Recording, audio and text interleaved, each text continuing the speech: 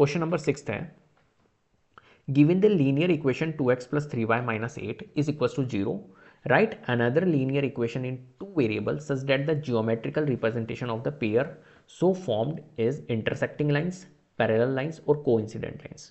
तो देखो यहाँ पर क्या कह रहा है ये अपने को कि एक लीनियर इक्वेशन आपको गिवन है, given the linear equation 2x plus 3y minus 8, एक इक्वेशन आपको गिवन है, राइट, एक इक्वेशन आपको दे दी इसने ये। अब आपको कह रहा है कि right another linear equation in two variable, और आपको एक अपनी तरफ से लीनियर इक्वेशन लिखनी है। किस हिसाब से लिखनी है कि आपका क्या बन जाए, फर्स्ट तो इंटरसेक्टिंग लाइंस बन जाए, इस हिसाब से इसके साथ में एक लीनियर इक्वेशन रखो। सेकंड आपकी सेकंड है पार्ट पैरेलल लाइंस बन जाए, उस हिसाब से आपको एक लीनियर इक्वेशन रखनी है। और थर्ड इक्वेशन आपको रखनी है इस हिसाब से कि उसकी कोइंसिडेंट लाइन बन जाए। तो कुल मिला के इसके साथ में 3 इक्वेशंस आपको रखनी है। एक बार आप इंटरसेक्टिंग लाइंस के लिए रखिए, एक बार पैरेलल लाइंस के रखिए और एक बार कोइंसिडेंट लाइंस के लिए रखिए। समझ गए? चलो, तो पहले तो आपको इसका नेचर पता होना चाहिए क्या होता है। तो देखो होता क्या है, जो इंटरसेक्टिंग लाइंस होती है, इंटरसेक्टिंग लाइंस, इसके लिए क्या होना चाहिए, इसके लिए होना चाहिए a1/a2 is not equal to b1/b2, पहली बात, ठीक है। सेकंड है हमारे पास में parallel lines, parallel lines, parallel lines के लिए क्या होना चाहिए, a1/a2 is equal to b1/b2 is not equal to c1/c2। तो ये होता है पैरेलल लाइंस का फॉर्मेट। ऐसे ही हमारे पास में होती है कोइंसिडेंट लाइंस, कोइंसिडेंट लाइंस, ठीक है। इसमें क्या होता है हमारा a1/a2 is equals to b1/b2 और इज इक्वल्स टू c1/c2। बस ये याद होना चाहिए हमें।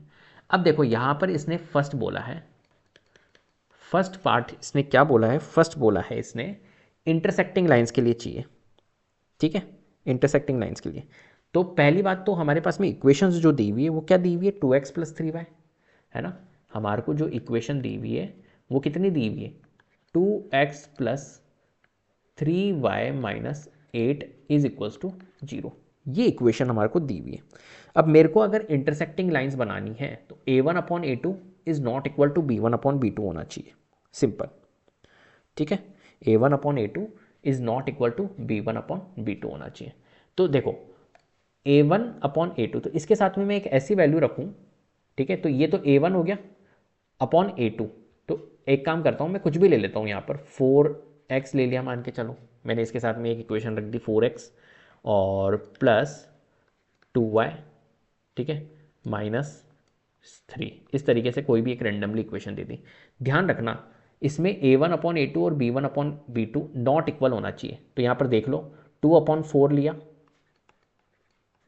और 3/2 लिया, क्या ये नॉट इक्वल है, बिल्कुल ये नॉट इक्वल। इसको रिड्यूस कर लो तो 1/2 आएगा, 1/2 इज नॉट इक्वल टू 3/2, तो ये कंडीशन सेटिस्फाइड हो रही है। तो ये इक्वेशन हमने बना ली। तो रैंडमली कुछ भी इक्वेशंस आप रख सकते हो यहाँ पर। तो कौन सी इक्वेशंस बनेगी यहाँ पर, ये वाली, ये इक्वेशन बनेगी जिससे कि मेरा इन दोनों का क्या होगा, इंटरसेक्टिंग लाइंस होगा, राइट, सिंपल। इस तरीके से अपने को यहाँ पर करना है। चलो नेक्स्ट सेकंड है हमारे पास में पैरेलल लाइंस के लिए। अब देखो पैरेलल लाइंस कब होगी, जब आपका ये वाला केस a1/a2 इज इक्वल है b1/b2 और फिर नॉट इक्वल है c1/c2 के। तो पहले मैं इक्वेशन रख लेता हूँ। इक्वेशन क्या थी हमारे पास में, 2x plus 3y minus 8 is equal to 0। अब हो रहा क्या है, a1/a2 और b1/b2 सेम होना चाहिए। तो एक काम करता हूँ, देखो 2 है तो यहाँ लिख लेता हूँ 4x, तो ये क्या हो जाएगा 1/2 हो जाएगा। और यहाँ 3 है तो यहाँ लिख लेता हूँ 6y और प्लस लगा देता हूँ। तो क्या होगा, ये 1/2 और 1/2, तो ये तो इक्वल हो गया। और यहाँ पर मैं एक ऐसी कोई वैल्यू रख लेता हूँ जो इक्वल नहीं हो, ठीक है, 1/2 के कोई और ही ले लेता हूँ। तो यहाँ ले लेता हूँ 24, माइनस या प्लस किसी का भी ले लो, कोई दिक्कत नहीं है, 24 इज इक्वल टू 0। इससे क्या होगा हमारा a1/a2 is equal to b1/b2 तो हो गया, is not equal to c1/c2 हो गया, ठीक है। तो ये कौन सी लाइन बन जाएगी हमारी, ये बन जाएगी हमारी पैरेलल लाइंस। क्या बात समझ में आ गई? देखो इस केस में देख लो आप, 2/4, 3/6, तो ये हो जाएगा 1/2, ये हो जाएगा 1/2, तो ये तो इक्वल हो गया। और ये 8/24, तो -8/24, इसको रिड्यूस करोगे तो 1/3 नॉट इक्वल। तो ये वाला केस बन गया। ठीक है, चलिए नेक्स्ट हम चलते हैं थर्ड पार्ट की ओर। थर्ड पार्ट इसने बोला है कोइंसिडेंट लाइन। अब कोइंसिडेंट लाइन के लिए क्या होना चाहिए भैया, पहली इक्वेशन लिख लेता हूँ 2x + 3y - 8 = 0। अब इसके साथ में ऐसी कौन सी इक्वेशन रखूँ जो कोइंसिडेंट लाइन बना दे, तो देखो a1/a2, b1/b2, c1/c2 तीनों इक्वल होने चाहिए। तो अब इक्वल करने पड़ेंगे यहाँ पर। एक काम करता हूँ, यहाँ पर ले लेता हूँ 4x, तो ये 1/2 हो जाएगा। यहाँ ले लेता हूँ 6y, तो ये 1/2 हो जाएगा। और यहाँ भी मेरे को 1/2 करने के लिए, क्योंकि इक्वल सारे इक्वल होने के लिए, यहाँ 8 2 जा 16 माइनस में ले लेता हूँ, तो माइनस माइनस प्लस हो जाएगा और 8/16 1/2 हो जाएगा = 0। राइट, तो इस केस में क्या हो रहा है, a1/a2 = b1/b2 = c1/c2। तो ये जो लाइंस बनेगी वो कैसी बनेगी, कोइंसिडेंट बनेगी। क्लियर है, तो ये इक्वेशन बन गई। तो कुल मिला के हमने तीनों इक्वेशन बना दी हैं यहाँ पर। एक इक्वेशन ये बनेगी इसके लिए, सेकंड वाले पार्ट के लिए, थर्ड वाले पार्ट के लिए इक्वेशन ये बनेगी, फर्स्ट वाले पार्ट के लिए इक्वेशन ये बनेगी।